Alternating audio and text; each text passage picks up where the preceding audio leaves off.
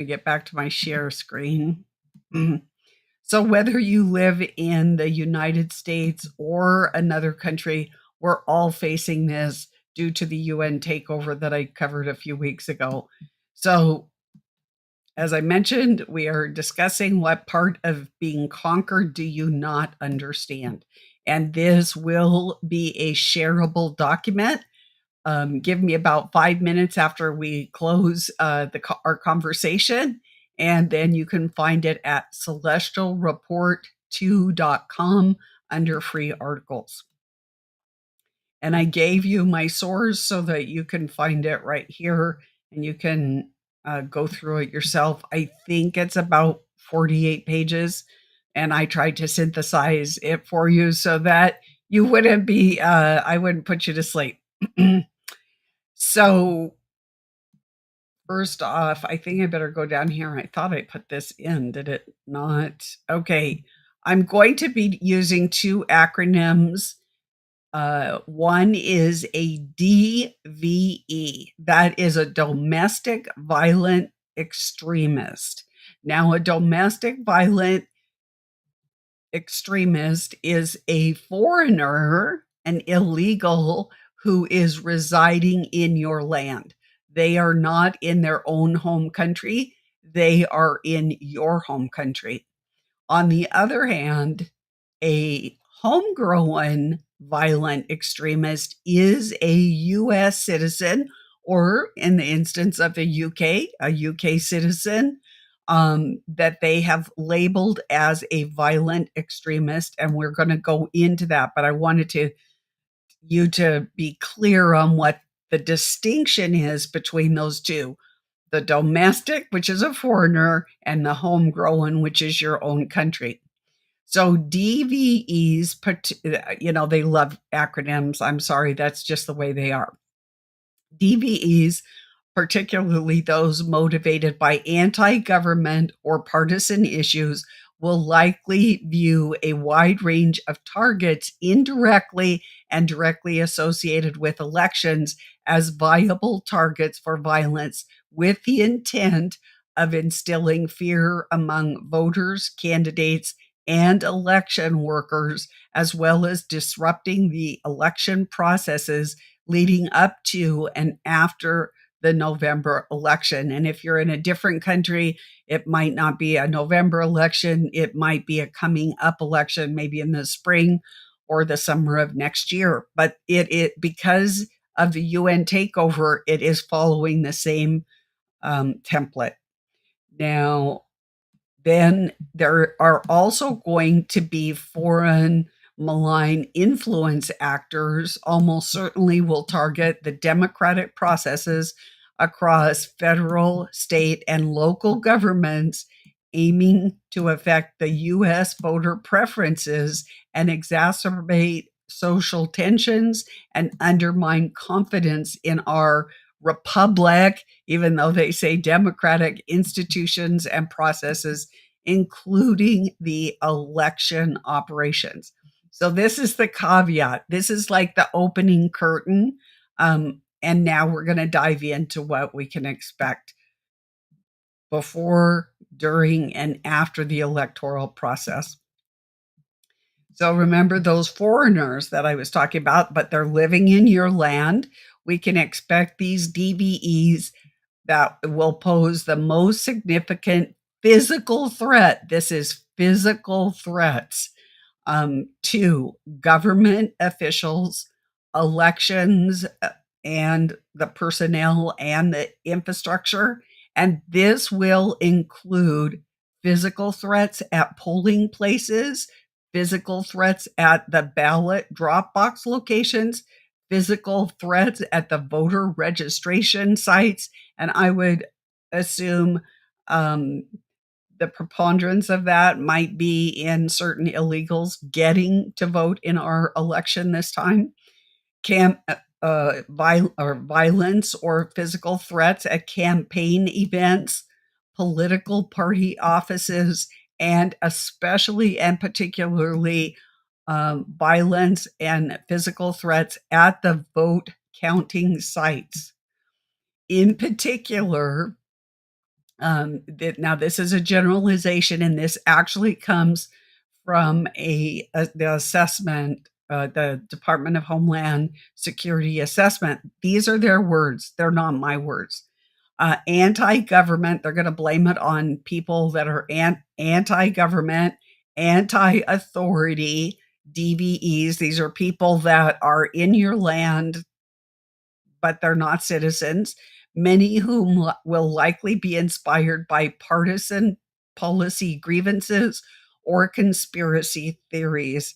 And actually, somewhere in here, I put the definition of a conspiracy theory, but I guess maybe I didn't save that part.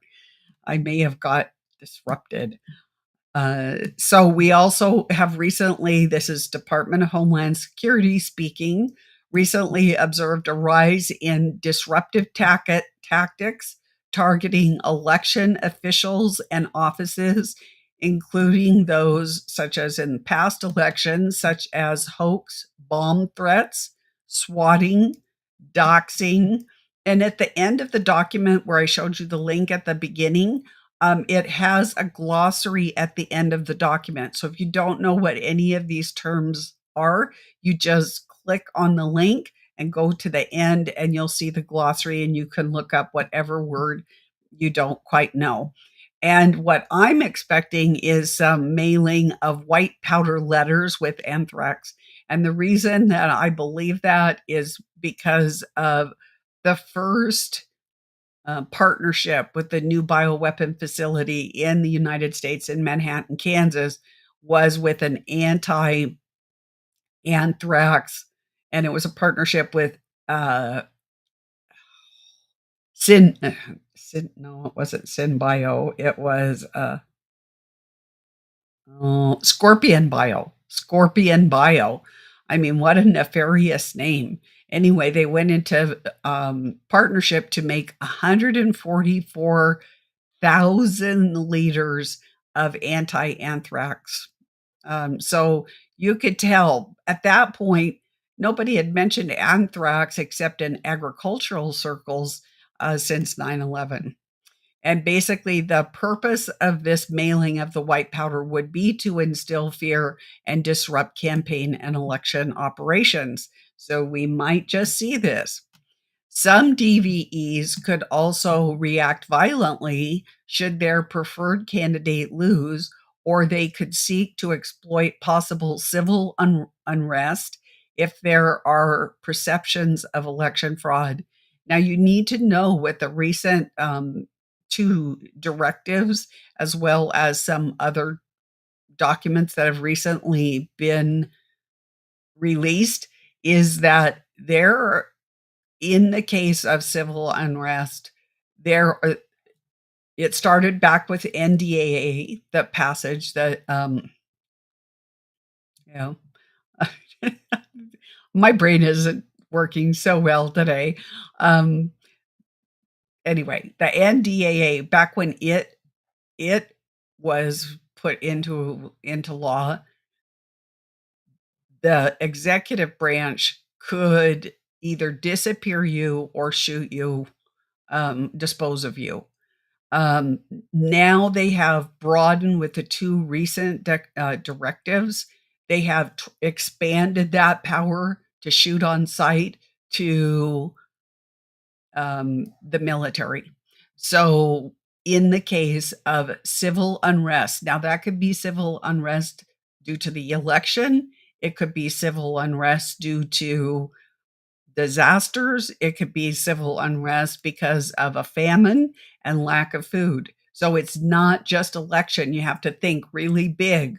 Although I'm talking about the election today, it can be applicable to other situations as well.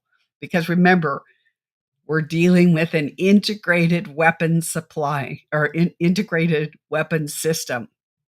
So online users and forums frequently frequented by DVEs have increasingly called for violence linked to the 2024 election cycle and seek to promote violence in response to politically and socially divisive topics: immigration, abortion rights, LGBTXYZ, and or significant current events such as disasters or, let's say, the war in Ukraine or the war in Israel. Also vulnerable is the US election infrastructure, including the voter registration databases and associated information technology infrastructure and systems that may be targeted by a broad swath of opportunistic malicious cyber actors. These critical election components and systems typically hold sensitive personal identifiable information that's known as um, PII, that's the acronym of US persons, much of which may also be publicly and commercially available that could be used to facilitate or follow on foreign malign influence campaigns or other illicit activities. This can also be used by intelligence agencies. Any of these can be, although they attribute it to the foreign people or the DVEs, they can also be intelligence agents, and you need to understand, and we may not know for sure the real truth of the matter. So here were some interesting statistics that I put in here. Between September 2023 and July 2024, DVEs driven by various anti-government, racial, and gender-related motivations have conducted at least 4 attacks in the homeland, which really hacks and irritates the dickens out of me. We're not the homeland. I mean, that makes it sound like Nazi Germany. This is the United States of America, a republic, and it resulted in a death. Over the last year, DVE efforts have focused on a range of targets, including ethnic and religious minorities, government officials, ideological opponents, and these are the homegrown violent extremists have mostly targeted faith-based organizations. So heads up if you are a faith-based organization or if you go to a church, a synagogue, or a place of worship, because people are on edge right now. So both the DVEs and the HVEs will continue to be influenced by the socio-political drivers. Basically, they're being danced around by the puppet masters, emphasized in popular discourse, i.e., the media, particularly those related to current events, which are used to amplify the existing narratives and justify violence. For instance, Hamas terrorist attack against Israel on October 7th, 2023, and the subsequent conflict between Israel and Hamas and its regional allies have spurred violent extremists across the ideological spectrum to promote attacks against Jewish, Muslim, Christian, Arab communities in the United States, and I would say around the world. In contrast to the DVE and HVE attacks, most mass casualty attacks, what is a mass casualty attack? A mass casualty attack is one where there's many people that are killed. I mean, it could be a handful of people, and that's considered a mass casualty attack. It would not be one person, and it might not be two-person, but if it's more, it might be categorized as a mass casualty attack. In the homeland, US Department of Homeland Security over the last year were not motivated by an ideology, but were rather associated with, suspected, or confirmed with mental illness or driven by relationship grievances. So these are the reasons that whoever did the mass casualty um, attack. However, these factors alone are not diagnostic indicators. So they're saying that, if they went to a psychiatrist, that might not be the real reason, but that's what they said, at least in this report. Um, how, however, but they're likely of going to engage in violence. Over the last year, at least 8 mass casualty attacks, primarily motivated by reasons other than ideology, have occurred in the United States, killing at least 38 and injuring 68. Individuals acting alone conducted most of these attacks while using firearms. And no, I'm not advocating getting rid of firearms because if you want them, um, people with evil intent or playing the gray area will get the firearms, and targeting of commercial and educational facilities. That's primarily where these attacks have taken place. Now, from a document released by Dr. James Giordano, and I did talk about this the other day, but I just want to bring it back into context because now we're getting closer to the election. We have a little bit more information with this new Department of Homeland Security analysis. I want to add a few things and just bring it back to our remembrance. So there's going to be a yoking of different science and technology, such as aircraft, ordnance, and to facilitate delivery of kinetic engagements, and we'll see what that is in just a second. That's physical, kinetic. It's energy. It's person against person or weapon against weapon at all stages of the electoral process for deep penetration of the electoral process. You need to remember that. We can expect in the days to come, let's say the Department of Homeland Security and Dr. James Giordano does help develop both the weaponry and the policies for especially the chemical and biological. We can expect chemical, biological, or shoot on site at any or all of the stages of the electoral process. We can furthermore expect lawfare, criminal legal action against individuals, security detention, as we saw with J6, asset freezing, like the truckers up in Canada, cyber operations, infrastructure operations. Then we're going to move to the kinetic, and that would be conventional ordnance, using traditional weapons such as missiles, artillery, and small arms operations. But it could also use direct energy weapons because those are fully on board, both acoustic and optic direct energy weapons. Speaking of which, the next one is lethal force. So, lethal force is kinetic warfare, and it is designed to inflict harm or destruction of the enemy personnel, equipment, or infrastructure. And the order in those two directives that were just recently given, that the military was just given those directives from the executive branch to use lethal force against American citizens in a time that's chaotic or upheaval, like I said, for a variety of reasons. Now, Dr. James Giordano's document was talking about deterrence. So let's look at what all is involved with the deterrence and why they would use these things. So, a proactive deterrence, what they want to do is change our behavior.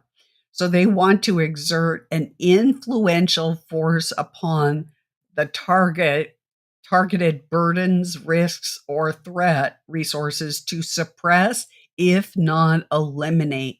And you need to remember that. They are going to push no matter what. It might be a little force, it might be a large force. It will come against targets, and you would be the target, especially if you're in any of the groups that I have just mentioned, to suppress you, if not eliminate you, because the UN has taken over. And quite frankly, they want you out of the way if you are going to stand in their way. Now, the non-kinetic deterrence involves influence operations, which is pretty much most of the media, except alt media, to include soft weapons. And these are things that we don't always think of, like the economy, policies, laws, ecological and environmental influences such as we've seen with the hurricane and the fires out west. But there may be some more, like I'm expecting a brutal winter because of La Nina. We don't know. I'm battening down the hatches for that because they could use that to as a force against a person to suppress, if not eliminate that person. But look at the last part of this to leverage relative power in ways relevant to exercising hegemonic control. So they want to keep control. They want a firm hand on this UN takeover. And now we're in the implementation phase. They have wasted no time. Kinetic deterrence involves the use of military and the intelligence forces. So you need to know it's not only military, it's all the intelligence agencies, character, characteristically by the actual employment of methods and tools such as weapons of disruption and or destruction in accordance with defined perimeters of hostile activity, either in defensive or offensive postures. And you would, like I've mentioned, many of the groups, and if you identify with one of those groups, you might likely be targeted as a hostile. They want to induce indirect or direct destructive effects against infrastructure, resources, various functions with mortal, that's lethal force, everyone, mortal effects against humans and agricultural stocks like animals. And I've got to just tell you this interesting story. I took some friends and family over to the local tourist attraction, and I live in farm country, and there's thousands and thousands of acres of land, and that's farmland. Well, of course, it's synthetic biology now, and I wouldn't need it even in the largest catastrophe. But typically, it is growing now. It's synthetic biology growing for biodiesel. This year, they didn't harvest it.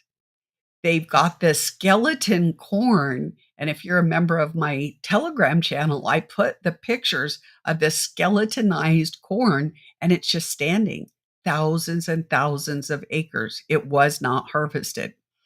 Just kind of interesting. And these will be elements and activities of biopower. And if you follow my work, like with the Lair of the Dragon, you will know what biopower is. So this can also include UN involvement and operations. So these are the UN mandates, and the United States is carrying them out. And just on the last note here, and then I'll look to see if there's any questions. If you have any questions, put them in the chat right now.